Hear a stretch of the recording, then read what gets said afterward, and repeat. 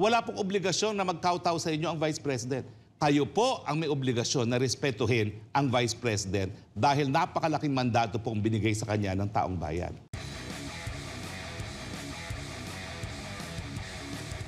Bad shot siya sa akin. Yan po ang matapang na binitawang salita ni First Lady Liza Araneta Marcos laban kay VP Sara. At ang dahilan daw, pupunta sa rally, tatawagin ang presidenteng bangag at tatawa-tawa pa. Well, alam niyo po, ako po ay naroroon nung pagkakataon na yon. Yan po yung maisog rally sa Davao. Hindi ko po makakalimutan yan dahil ako habang nasa entablado, pina-acknowledge sa akin ang pagdating ni Senator Amy Marcos. No? So, in-acknowledge ko, so natputol yung aking talumpati sa entablado. Doon lang po sila nagkita ni Inday Sara. Nandun sa pagkalikod-likod talaga ng stage. Dahil nag-welcome lang doon si Inday Sara, walang sinabi, welcome lang at salamat sa inyong lahat. Tapos ang dumating na nga si Senator Marcos, doon sila sa likod.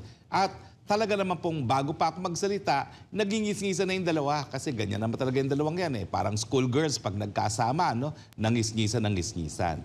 Yung pala, minasama yun ni First Lady. Bawal palang tumawa. At ang talagang sinabi niya, bad shot sa akin. Pero nang una ko napanood ko yan, bakit kaya ganun ang naging asta ng ating First Lady?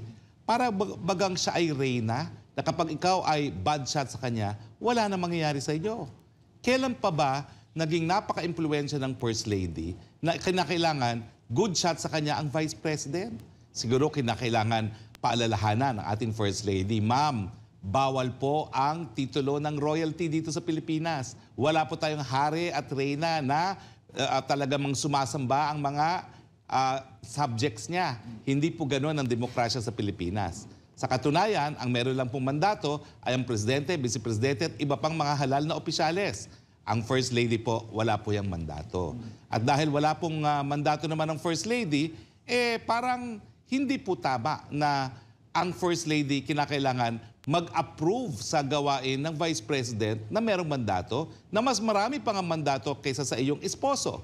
Lalong-lalo na alam naman natin na hindi magiging presidente ang iyong esposo kung hindi rin dahil kay VP Sara. Unang-una, nagbigay siya kay PBBM para tumakbo bilang presidente.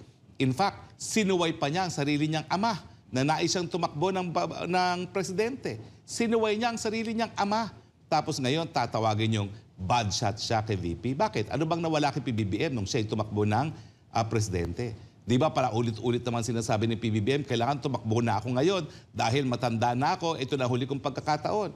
At pinagbigyan naman siya ni VP Sara. At wag naman sana magkaroon tayo ng amnesia dahil noong mga panahon na yon, lahat ng survey nagpapakita na mananalo sana bilang presidente ang VP Sara.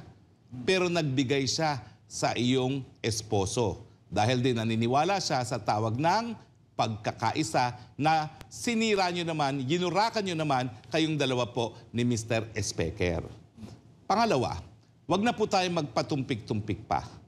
Bago pa man magkaroon ng rally sa Maisog, bad shot na po sa inyo ang VP Sara. Di ba? Totoo naman na eleksyon pa lang, nung matapos kayo na parang nagkasayahan, nakainom, nagpadala kayo ng text ng video ni VP Sara na kumakanta. At anong sinabi niyo doon sa text na yon? Kita mo to kung ano nung ginagawa. Pero ang hindi niyo alam, napadalo niya yung text na yan kay VP Sara. Kaya nga po mula noon, medyo distansya na si VP Sara dahil alam niya na parang merong balakid talaga sa pagkakaisa. At yun po ay sa pagkatao ng First Lady. Hindi ko po alam kung bakit talagang mainit ang dugo nyo kay VP Sara. Nagbigay na sa iyong asawa para tumakbo bilang presidente. Nangampanya pa para sa inyong asawa para maging presidente. Sa totoo lang po, bagamat ang strategiya ni Senator Amy nung pinagsama niya yung dalawa sa unit team ay sa inyo ang norte, ang south ay sa mga Duterte, mas malaki po yung baluarte ng mga Duterte kasi hindi lang po Mindanao, kung hindi kasama rin po ang Visayan speaking na Cebuano speaking sa Visaya. Ibig sabihin, ang hindi lang kasama sa baluarte talaga ng mga Duterte, yung mga Ilonggo speaking area. Kayo po, ang inyong baluarte, Ilocos Sur, Ilocos Norte. Hindi nyo po maaangkin ang Pangasinan, hindi nyo rin maaangkin ang Central Luzon at lalong-lalong hindi naman ang Southern Tagalog. No? So kung tutuusin, mas malaking boto ang naibigay ni Inday Sara sa inyo kesa dun sa botong nakuha ni Inday Sara dyan po sa Region 1. Dahil si Inday Sara po, buong Mindanao at yung Visayan-speaking area ng Visayas, Cebuano-speaking area ng Visayas.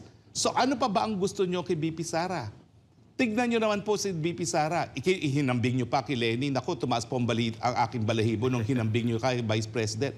Kasi po si Vice President, tinalaga na ngang kalihim ng Department of Housing, ay ba kung ano-ano pa sinasabi tungkol kay Presidente Duterte.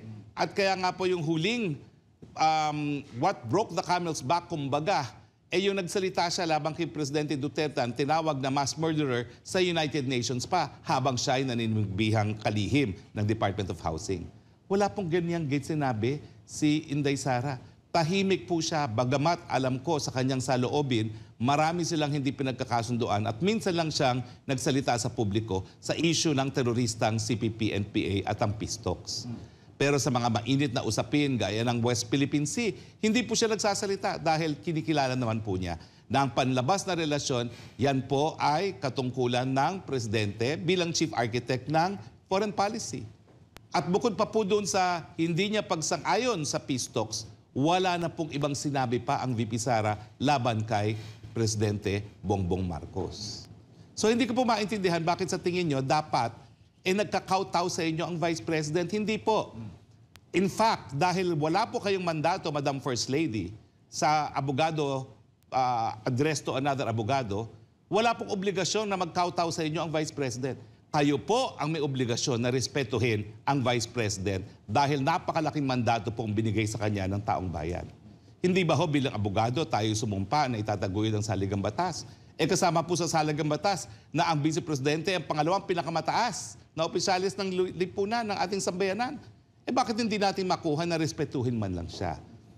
Yung mga pagsasnab-snab niyo po, nangyari na po yun bago pa magkaroon ng maisog rally sa Davao. Kaya nga po ang aking sinabi ngayon, eleksyon pa lang, mainit na po ang dugo ninyo kay VP Sara. So wag na po tayong magkunwari. Tayo po'y magtapatan na dahil mukhang yan naman ang gusto nyong mangyari, magtapatan, ilabas ang inyong saloobin. Pero ma'am, hindi nyo naman kinakailangan aminin na bad shot na si VP Sara sa inyo. Dahil yung 2 beses na inisnab nyo siya, na parang siya ay kaluluwa lang na dumadaan, no? Na hindi nyo napansin, alam na ng taong bayan, hindi nyo gusto si VP Sara. Kaya lang, ang tanong, bakit? May mga nagsasabi, dahil nga, alam nyo naman, iba-ibang ating mga itsura, pero sa tingin ko naman, mababaw na dahilan yon. Pero hindi rin natin madi-deny, no? Napakaganda kasi nitong VP Sara. Ako naman po, sa akin personal na tingin, dahil nakita ko naman po ang asta ninyo at asta ni Presidente, wala pong mali siya si Presidente. Sigurado ako dyan. Miski ako po'y hindi nagsasang-ayon sa mga polisiya ngayon ng Presidente, hindi ko po inaalis, napakabait na tao at saka wala pong mali siya yan sa buto. Totoo po yan. Hindi ko po pagkakait kay Presidente yan. Pero kasi, miski wala siyang mali siya, touchy-touchy kasi siya nung eleksyon. Kaya tingin ko, baka nagseselos ka rin, ma'am. Wala po talagang mali siya yun. At kay Inday Sara, wala rin pong mali siya yun. Ako po, mahal na mahal po ni Inday Sara ang kanyang esposo din, na si Attorney Carpio. No? Talagang siya ay magiging emotionally lost kung hindi niya kasama ang kanyang esposo. And that's something that I think everyone knows na kakilala ang mag-asawang Carpio. No? So sa tingin ko po, baka naman feeling nagselos lang kayo. Kaya bad shot sa inyo si Inday Sara. Pero yun nga po sinasabi ko, sa panig ni PBBM, sa panig ni Inday Sara, wala pong mali siya talaga yon. At alam ko naman, kung tama naman ang sinasabi nyo, na hanggang ngayon, 34 years, nagda-date night pa kayo, di wala rin kayong dahilan para ma-insecure sa inyong relasyon kay PBBM. Di ba po?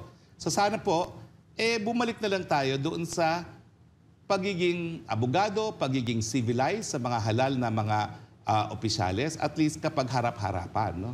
At miski na nakatalikod, wala namang dahilan para sabihin pang bad shot sa akin na parang kinakailangan sumamba sa inyo ang ating Vice President. Wala pong ganon. Ang importante lang, respetuhan, lalong-lalo na sa mga tao na binigyan ng sangkatutak at napakalaking mandato ng taong bayan. Yun lang naman po ang aking personal na opinion.